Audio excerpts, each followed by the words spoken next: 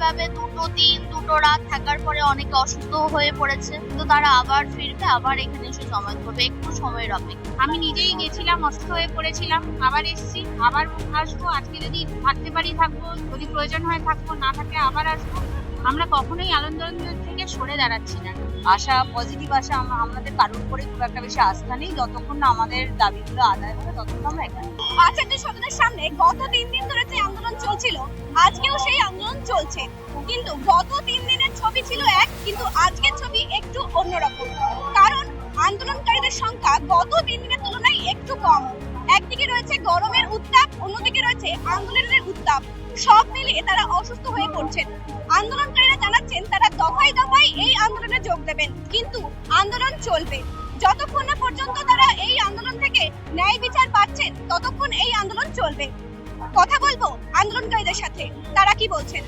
না দেখুন, গত দুদিন যারা ছিল, মানে আমরাও ছিলাম, কিন্তু যারা রাতের ছিল দুদিন, অধিকাংশ জন টানা দুদিনই রাতে ছিল। তারা আজকে অধিকাংশ জন সকালের দিকে গিয়ে একটু রেস্ট নিচ্ছে। হয় কেউ কেউ আজকে রাতেই আসবে, আবার অনেকে আছে আজ রাতে হয়তো আসবে না, কাল সকালে আসবে। কারণ দুদিন একটানা করার পর সত্যি তাদেরকে ছেড়ে দেওয়া উচিত। যে জন্য একটু সন্ধ্যের পর থেকে আবার দেখা যাবে যে সবাই এসছে।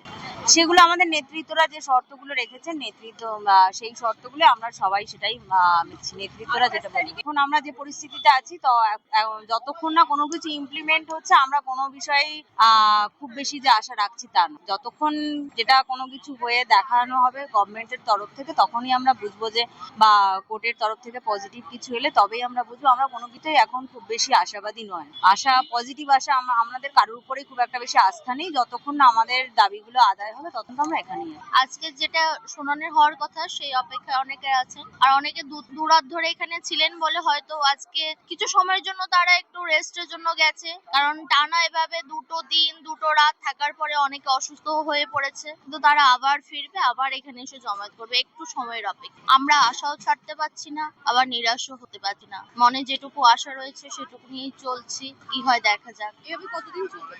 যতদিন না আমরা ন্যায্য বিচার পাই।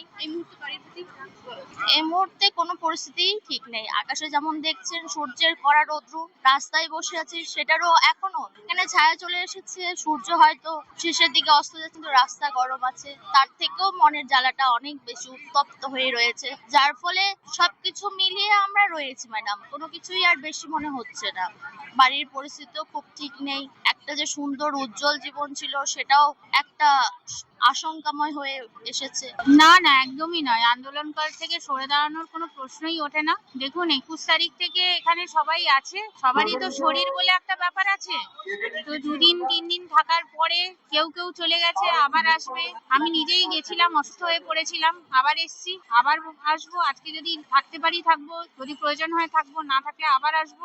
আমরা কখনোই আন্দোলন থেকে সরে দাঁড়াচ্ছি না। কারণ এটা তো এখন প্রশ্নটা অন্য জায়গায় চলে গেছে। তো এখন তো আর প্রশ্নটা শুধু একটা জীবিকার ব্যাপারে নয়, এখন আত্মসম্মানের প্রশ্ন, এখন আমাদের জীবনের প্রশ্ন। রাস্তায় যখন বসে নামিয়ে ফেলেছে, নেমে যখন পড়েছি, আন্দোলন থেকে আর সরে দাঁড়াবো না। আন্দোলন তখনই থামবে যখন আমরা সমমর্যাদায়, সমযোগ্যতায় আমাদের নিজেদের অর্জিত সম্মান সহ চাকরি ফিরে পাবো, তবেই আমরা শিক্ষক আন্দোলন।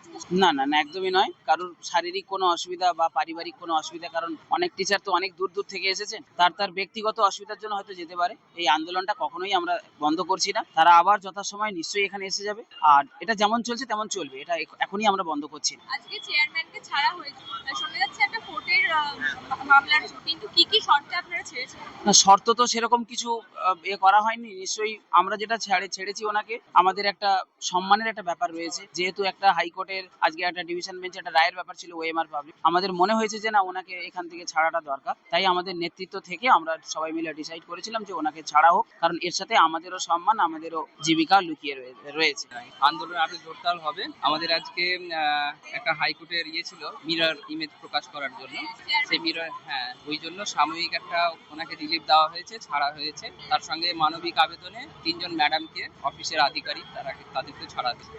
28 তারিখে আরো একটা মামলা শুনানি হওয়ার কথা। এবার কতটা আশ্বস্ত বা কতটা আশাবাদী? দেখুন, এই মুহূর্তে তো কিছুই আমরা আশ্বস্ত হতে পারছি না, যত না আমাদের পক্ষে কিছু আসছে। এখন পুরোটাই তো আমাদের বিপক্ষে চলে গেছে। এই মুহূর্তে আমরা আশ্বস্ত হতে পারছি না, তবে আমাদের অপেক্ষা করতে হবে। পাশাপাশি যাদের চাকরি বাতিল হয়েছে, পুরো প্যানেলটা যোগ অযোগ্য সবাই রয়েছে, সেক্ষেত্রে হয়তো প্রতিবেশী বা বিভিন্ন জায়গা থেকে অনেক কটূক্তির সম্মুখীন হতে হচ্ছে, সেটা কিভাবে দেখছেন?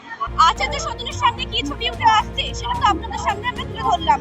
এর পরবর্তী মোড় কি নিতে পারে সেদিকে তো নজর থাকবে খবর বাংলার, আর তার জন্য চোখ রাখুন খবর বাংলার পর্দায়। ক্যামেরায় প্রিয়াঙ্কা সাধুর সাথে কোয়েল রয়ের রিপোর্ট, খবর বাংলা, কলকাতা।